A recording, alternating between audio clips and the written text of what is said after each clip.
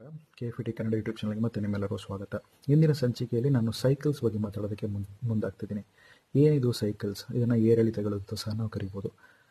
ಅದಕ್ಕೂ ಮುಂಚೆ KFT Kannada YouTube channel ನೀವು ಫಸ್ಟ್ ಟೈಮ್ ನೋಡ್ತಾ ಇದ್ದೀರಾ ಅಂದರೆ ನಮ್ಮ ಯೂಟ್ಯೂಬ್ ಚಾನಲ್ ಹಲವಾರು ಹಣಕಾಸಿಗೆ ಸಂಬಂಧಪಟ್ಟಂಥ ವೀಡಿಯೋಸ್ಗಳು ಸಿಗುತ್ತೆ. ಆಗಿಂದಾಗ ದೈನಂದಿನವಾಗಿ ನಿಮಗೆ ಸಿಗುತ್ತೆ. ಈ ವಿಡಿಯೋನ ನೀವು ಲೈಕ್ ಮಾಡಿ, ನಿಮಗೆ ಅನಿಸಿಕೆ ಅಭಿಪ್ರಾಯ ಏನಾದ್ರು ಇತ್ತು ಅಂತಂದರೆ ಅದನ್ನು ಕಮೆಂಟ್ಗಳ ಮೂಲಕ ತಿಳಿಸಿ, ಹಾಗೂ ಈ ವಿಡಿಯೋಸ್ಗಳನ್ನು ನಿಮ್ಮ ಸ್ನೇಹಿತರಿಗೂ ಸಹ ಶೇರ್ ಮಾಡಿ, ಅವರಿಗೂ ಸಹ ಲೈಕ್ ಮಾಡಿ ಸಬ್ಸ್ಕ್ರೈಬ್ ಮಾಡೋದಕ್ಕೆ ಹೇಳಿ ಅಂತ ಹೇಳ್ತಾ ಈ ಸಂಚಿಕೆನ ಪ್ರಾರಂಭಿಸ್ತಾ ಇದ್ದೇನೆ. ಸೈಕಲ್ಸ್ಗಳು ಅಂತಂದರೆ ಬೇರೆ ಬೇರೆ ಆಯಾಮದಲ್ಲಿ ಸೈಕಲ್ಸ್ಗಳಿರುತ್ತೆ. ಅದರಲ್ಲಿ ನೋಡಿದ್ರೆ ಈಗ ಇಂಟ್ರೆಸ್ಟ್ ರೇಟ್ ಮೇಲೆ ಕೆಳಗೆ ಆಗುತ್ತೆ. RBI ಸಹ ಇಂಟ್ರೆಸ್ಟ್ ರೇಟ್ ಮೇಲೆ ಕೆಳಗೆ ಮಾಡೋದ್ರಿಂದ ಲೋನಿಗೆ ಒಂದು ಪ್ರತ್ಯೇಕವಾದಂಥ ಸೈಕಲ್ ಅಂತ ಕರಿಬೋದು. ಅದನ್ನು ಲೋನ್ ಸೈಕಲ್ ಅಂತ ಹೇಳ್ತೀವಿ. ಅದೇ ರೀತಿ ನಾವು ಈ ಒಂದು ವಸ್ತುಗಳನ್ನು ಖರೀದಿ ಮಾಡ್ತೀವಿ, ಕನ್ಸ್ಯೂಮರ್ ಗೂಡ್ಸನ್ನು ತೊಗೊತೀವಿ ಅಂದರೆ ಅದು ಸಹ ಸೀಸನಲ್ ಆಗಿ ಹಲವಾರು ಗೃಹ ಬಳಕೆ ವಸ್ತುಗಳು ಸಿಗುತ್ತೆ ಅನ್ನೋದ್ರಲ್ಲಿ ಎರಡನೇ ಮಾತಿಲ್ಲ. ಆಮೇಲೆ ಈ ಬಂಗಾರ ನೋಡೋದಾದ್ರು ಅದಕ್ಕೂ ಒಂದು ಪ್ರತ್ಯೇಕವಾದಂಥ ಒಂದು ಸೈಕಲ್ ಅನ್ನೋದಿರುತ್ತೆ.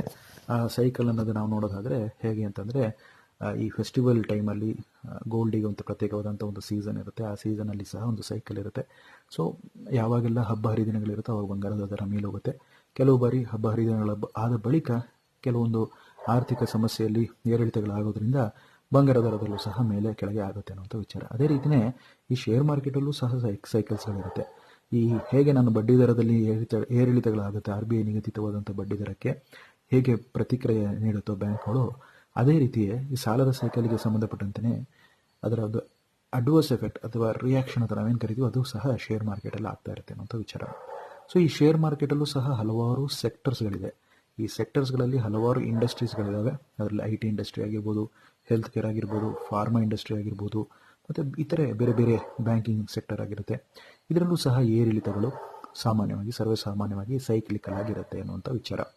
ಈ ಸೈಕಲ್ಸ್ಗೆ ಸಂಬಂಧಪಟ್ಟಂತೆ ರಿಯಲ್ ಎಸ್ಟೇಟ್ ಮಾರ್ಕೆಟಲ್ಲೂ ಸಹ ಸೈಕಲ್ಸ್ಗಳಿರುತ್ತೆ.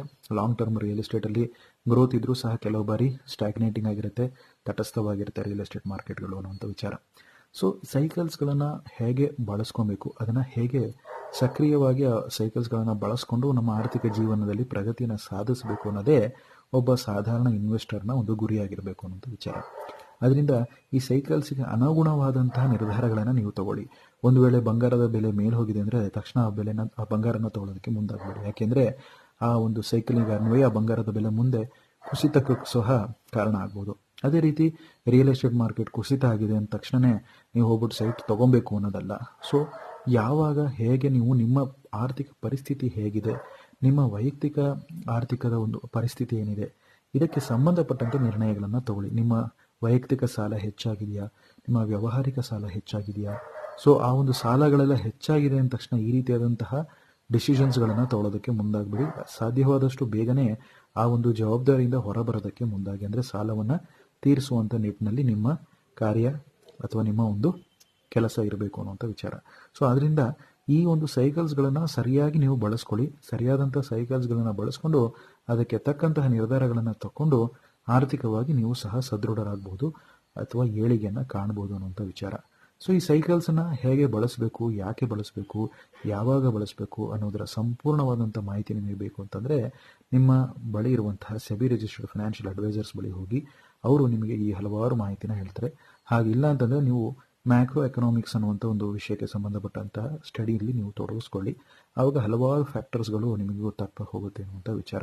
ಮತ್ತು ನ್ಯೂಸ್ ಪೇಪರಲ್ಲಿ ನೀವು ದೈನಂದಿನವಾಗಿ ಆರ್ಥಿಕ ಒಂದು ಚಟುವಟಿಕೆಗೆ ಸಂಬಂಧಪಟ್ಟಂತಹ, ಹಣಕಾಸಿಗೆ ಸಂಬಂಧಪಟ್ಟಂತಹ ಸುದ್ದಿ ವಿವರಗಳಿಂದ ಅದನ್ನೆಲ್ಲ ನೀವು ಸೂಕ್ಷ್ಮವಾಗಿ ಓದೋದಕ್ಕೆ ಮುಂದಾಗಿ ಆ ಒಂದು ಆರ್ಥಿಕ ಅಥವಾ ಹಣಕಾಸಿನ ಒಂದು ವಿಷಯಗಳನ್ನು ನೀವು ಓದಬೇಕಾದ್ರೆ ಅದು ಹೇಗೆ ನಮ್ಮ ವಾಸ್ತವವಾದಂಥ ಬದುಕಿನ ಮೇಲೆ ಪ್ರಭಾವ ಬೀರುತ್ತೆ ಅನ್ನೋದರ ಬಗ್ಗೆ ನೀವು ಗಮನ ಹರಿಸ್ಬೋದು ಅನ್ನುವಂಥ ವಿಚಾರ. ಇದು ಈ ಒಂದು ಸೈಕಲ್ಸಿಗೆ ಸಂಬಂಧಪಟ್ಟಂಥ ವಿಚಾರ.